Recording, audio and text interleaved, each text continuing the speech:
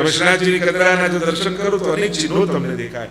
ગાય, પોપટ, ઋષિ, સર્પ, ઘેટું એવા ઘણા ચિહ્નો તમે ચિત્રમાં જોશો. એમ દર્શનમાં તો કદાચ તમને દર્શન ન થાય, પણ ક્યારેક એવા સમયે જ્યારે દર્શન કરવા જાઓ કે સ્નાન યાત્રા આદિ હોય, ઠાકોરજીના સ્નાન આદિ થતા હોય ને પીઠિકા વસ્ત્ર ન હોય, અને ત્યારે જો ક્ષણ ઝાંખી થાય તો એ કેવલ કંદરાના ઝાંખી માત્રથી સમગ્ર ભાગવતનું ફળ મળે છે. કારણ કે ત્યાં ભાગવત પ્રગટ સ્વરૂપે બિરાજે છે. તમે શ્રીનાથજી બાવાની કંદરામાં જુઓ તો બે ગાય દેખાશે. એ બે ગાય એ પ્રથમ સ્કંદનું પ્રતીક છે. કારણ કે ભાગવતના પ્રથમ સ્કંદમાં પૃથ્વી અને ધર્મનો સંવાદ આવે છે. એક છે બળદ, બીજી છે ગાય, અને બંનેના સંવાદની કથા છે પ્રથમ સ્કંદ. તો એ બે ગાય પ્રથમ સ્કંદનું પ્રતીક છે. શ્રીનાથજી બાવાની કંદરામાં જોશો તો ઉપર એક શુક બેઠું છે, પોપટ બેઠું છે. તો દ્વિતીય સ્કંદમાં શુક ઉવાચ, સુખદેવજી બોલવાનો પ્રારંભ કરે છે. તો એ શુક એ દ્વિતીય સ્કંદનું પ્રતીક છે. શ્રીનાથજીની કંદરામાં એક ઋષિ બેઠા છે, એ તૃતીય સ્કંદના પ્રતીક રૂપે છે. કારણ કે તૃતીય સ્કંદમાં કપિલ ભગવાનની કથા આવે છે. जिन्होंने सांख्य शास्त्र का उपदेश दिया तो वह है कपिल भगवान. એ એના દર્શન માત્રથી તૃતીય સ્કંદનું ફળ મળે. શ્રીનાથજીની કંદરામાં બે મુનિ બેઠા છે, એ છે નર અને નારાયણ. એ ચોથા સ્કંદના પ્રતીક રૂપે છે. શ્રીનાથજી બાવાની કંદરામાં એક ઘેટાનું ચિહ્ન છે. 12 રાશિમાંની પહેલી રાશિ મેષ રાશિ, અને કાલ ગણના એ પંચમ સ્કંદમાં આવે છે, એટલે એ ઘેટું પાંચમા સ્કંદનું પ્રતીક છે. શ્રીનાથજીની કંદરામાં બે ગાય છે. એ ગાય છે બીજું વાછરડું. વાછરડું દૂધ પીતું જાય અને માને લાત મારતું જાય, છતાં માં દૂધ પીવડાવવાનું બંધ નથી કરતી. આજ તો પુષ્ટિ છે, આજ તો કૃપા છે, અને પુષ્ટિ લીલા એ છઠ્ઠો સ્કંદ છે. એટલે બે ગાય છઠ્ઠા સ્કંદનું પ્રતીક છે. શ્રીનાથજીની કંદરામાં નરસિંહ ભગવાનનું ચિહ્ન છે, એના મુખનું ચિહ્ન છે. એ છે 7મા સ્કંદમાં પ્રગટેલા નરસિંહ ભગવાન, એટલે 7મા સ્કંદનું પ્રતીક છે. શ્રીનાથજીની કંદરામાં એક સર્પ છે, એ છે 8મા સ્કંદમાં સમુદ્ર મંથનની કથા આવે છે. અને એમાં વાસુકી નાગને દોરડું બનાવી અને સમુદ્ર મંથન કર્યું, એટલે એ જે સર્પ કંદરામાં છે ને એ 8મા સ્કંદનું પ્રતીક છે. શ્રીનાથજીની કંદરામાં મોર છે, અને મોર એ નિષ્કામ પ્રાણી કહેવાય, નિષ્કામ ભક્ત. 9મો સ્કંદ એ ઈશસ્ય અનુગામી નામ કથા, ઈશાનું કથા, ભક્તોની કથા છે. એટલે મોર 9મા સ્કંદના પ્રતીક છે. એ કંદરાની મધ્યમાં બિરાજતા ઠાકોરજી એ 10મ સ્કંદમાં પ્રગટેલા નંદસ્ત્વાત્મજ ઉત્પન્ને જાતા લાદો મહાબના સાક્ષાત નંદ નંદન છે. શ્રીનાથજીની કંદરામાં ફરતે એક સર્પ છે શ્રીનાથજી, અને સર્પ એ 11 સ્કંદ મુક્તિ લીલા. એમ કહેવાય કે સમય થાય ને સાપ પોતાની કાચળી ત્યાગે નહીં તો એ આંધળો બની જાય. તો મોહનું છોડી દેવું, મોહનું મરી જવું, એ જ તો મુક્તિ છે. અને 12મો સ્કંદ એ શ્રીનાથજી બાવાનો કંદરામાં રહેલો હાથ, ઊંચો હાથ, જેનાથી પોતાના શરણે શ્રીનાથજી બાબા બોલાવી રહ્યા છે. આમ 12 સ્કંદ શ્રીનાથજી બાવાની કંદરામાં પ્રગટ રૂપે બિરાજે છે. તો એવું શ્રીમદ ભાગવતજી એ સાક્ષાત શ્રીનાથજીનું વાંગમય રૂપ છે, વાણીમય રૂપ છે. और ये वाणीमय रूप भागवत रूप से यहाँ विराजमान है. हम सब भाग्यशाली है श्रीनाथजी ना सानिध्य. હવે તમને આવી કોઈ ખુરશી, આવી એસી, આવી લાઈટ શ્રીનાથજી ના નિજ મંદિર સામે કોઈ આપે? ઠાકોરજીને પણ એમ થાય કે આટલા દૂરથી વૈષ્ણવ આવે અને માણ ઝાંકી થઈ અંદર આયા ને બીજે એક ધક્કે અંદર ને બીજા ધક્કે, અરે વાહ. તમને તો બધાને ખબર છે. હવે તો આટલી વ્યવસ્થામાં કોશિશ થાય છે કે વધારે વધારે લોકોને લાભ મળે. એમ થાય કે આટલા દૂરથી આવે મારી ઝાંખી ન થાય, લાવને એવું કંઈક ગોઠવું કે શાંતિથી 3-3 કલાક મારી સામે આ લોકો બેઠા રહે તો આમના દર્શન હું કરી શકું. અને જ્યારે આવો વિચાર આવે ત્યારે ભાગવત રૂપ ધારણ કરી અને શ્રીનાથજી બા બિરાજતા હોય છે. हम सब भाग्यशाली है कि श्रीनाथ जी के घर में, श्रीनाथ जी के धाम में श्रीनाथ जी की गाथा गा रहे हैं, भागवत को गा रहे हैं. हम सब बड़े भाग्यशाली. देखो कथा भी कहाँ होती है उसका भी महात्म्य है. और जब तीर्थों में और श्रीनाथ जी के सानिध्य में जो भागवत भगवान, जो श्रीनाथ जी का रूप है, उनके सन्मुख जब गाया जाता है तब उसका महात्म्य कुछ अलग ही हो जाता है. इसलिए हम अपने आप को बड़भागी माने. देखो અહીંયા આપણે ઠાકોર, જો આપણા ઘરે હોઈએ ત્યારે ઠાકોરજી આપણા ઘરમાં બિરાજતા હોય. અત્યારે 7 દિવસ આપણે ઠાકોરજીના ઘરમાં રહેવાનું છે. અને જ્યારે તમે ઠાકોરજીના ધામમાં હો ને, એની એક બહુ મોટી તકલીફ હોય કે 24 કલાક ઠાકોરજીની તમારા ઉપર નજર હોય. એટલે 7 દિવસ એ રીતે રહેજો કે આ દર્શન કરવા આવે છે કે રતાળું ખાવા, તો પછી ઠાકોર હું તાળું ખોલવાની કોશિશ કરું છું ને આ રતાળું ખાવાની કોશિશ કરે. વાંધો નથી, શ્રીનાથજીમાં તો આનંદ કરવા બધા, અહીંયા તો અમારા શ્રીનાથજી બાબા તો બધો આનંદ તમને આપે છે. અહીંયા તો શ્રીનાથજી બાબા પોતે આનંદમાં રહે છે ને આનંદ કરાવે છે. શ્રીનાથજી બાબા તમને વ્રત નથી કરાવતા, તમને આમ ચકાચક કરાવે છે. ડાયાબિટીસ હોય ને એ શ્રીનાથજી આવીને થોડી કણિકા તો નહીં, ભલે ને ઘરના કેટલાય ના પાડે, પણ અમારા શ્રીનાથજી બાબા આનંદ કરાવે છે. તો એ શ્રીનાથજીનું આ વાંગમય રૂપ અને એનો સાનિध्य. तो आइए भागवत के महात्मा में प्रवेश करें. और पहलो जो श्लोक मंगलाचरण रूपे व्यास जी का. मंगल आचरण हमारे यहाँ शास्त्रों का एक प्रकार है.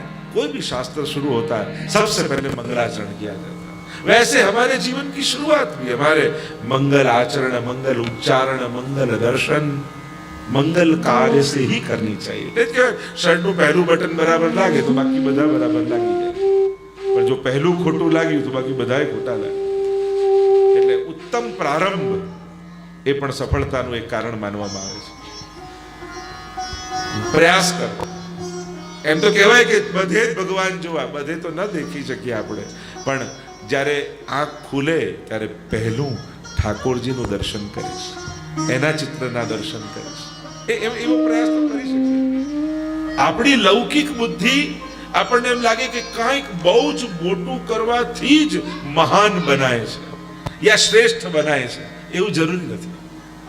તમારે કરોડોમાં એક થવું છે, કરોડોમાં એક થઈ જશે.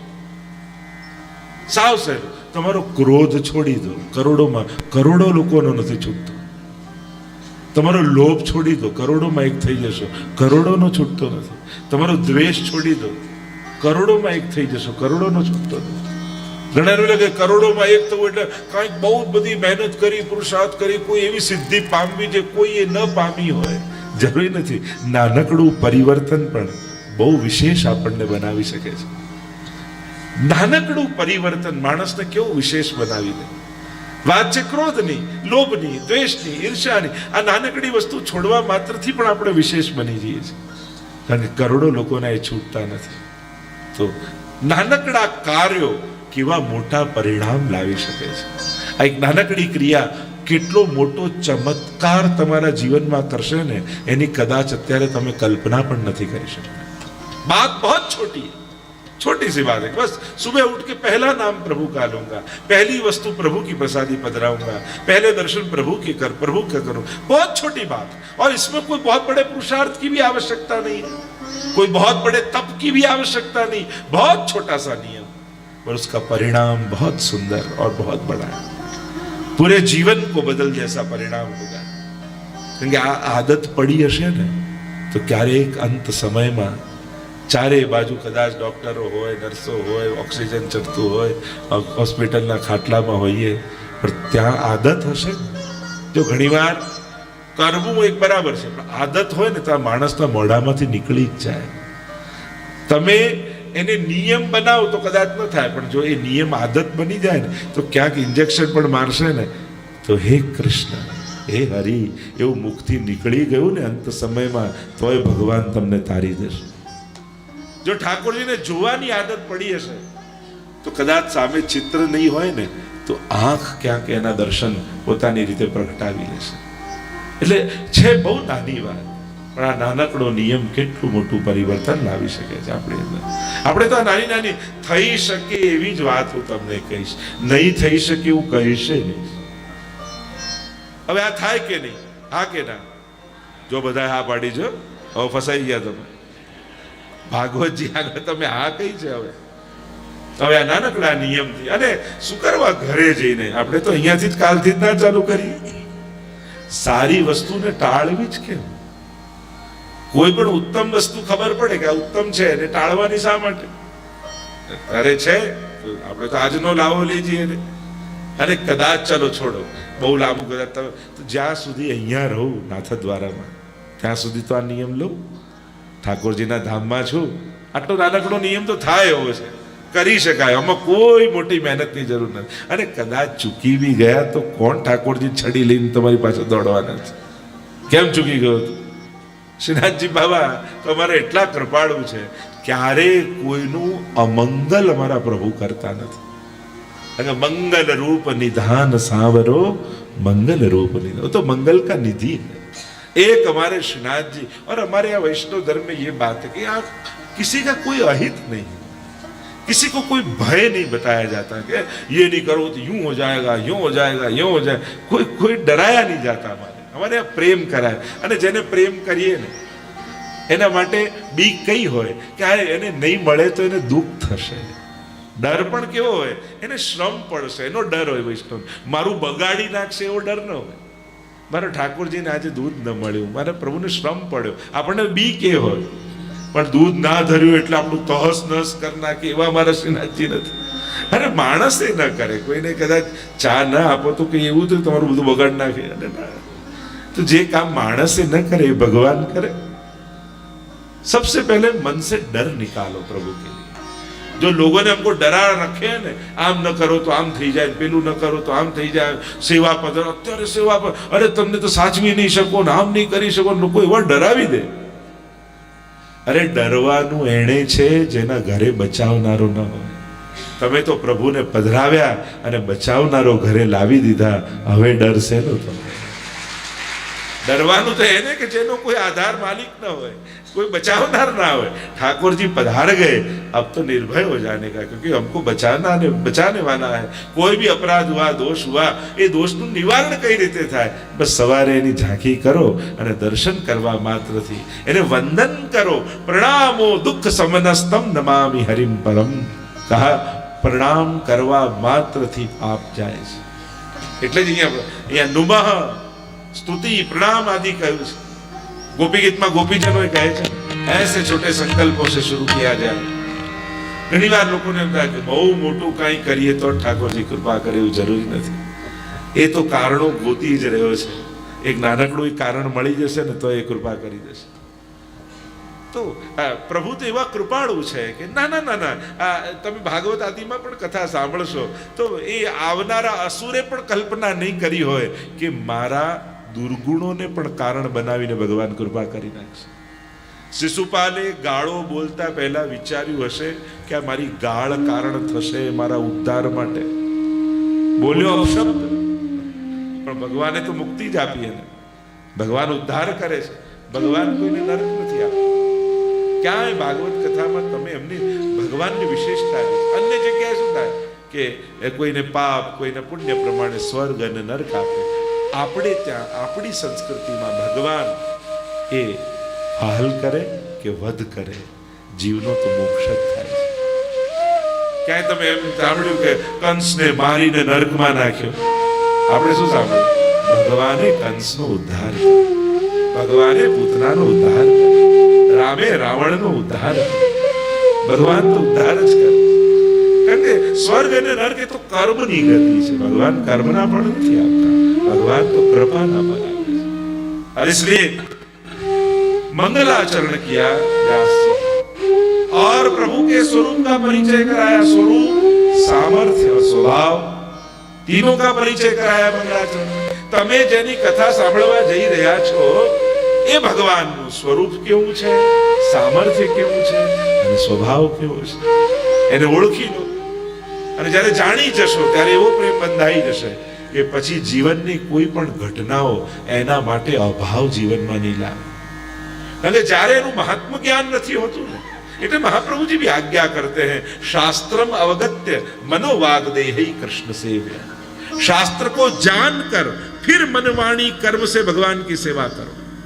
क्योंकि जब शास्त्र जानोगे तो महात्म्य आएगा.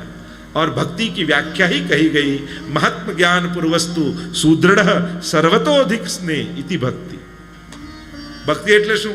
કીર્તન કરીએ, ભોગ ધરીએ, પાઠ કરીએ કે ના, મહાત્મ જ્ઞાન પૂર્વક જેનું તમે ભક્તિ કરવા જઈ રહ્યા છો સૌથી પહેલા એનું મહાત્મ જ્ઞાન પૂર્વક સુદૃઢ અને સર્વથી અધિક સ્નેહ એનું નામ ભક્તિ.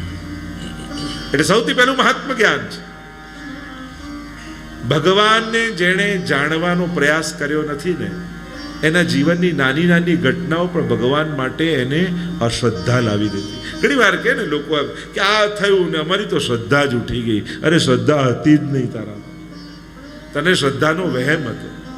કારણ કે ઉઠી જાય ને તૂટી જાય એને શ્રદ્ધા ન કહેવાય. જે પ્રતિક્ષણ વર્ધે, પ્રતિક્ષણ વર્ધમાનમ वही तो भक्ति है. नारद जी भक्ति सूत्र में भक्ति का स्वरूप समझाते हैं. प्रतिक्षण वर्धमान, जो क्षण क्षण में बढ़े वही है.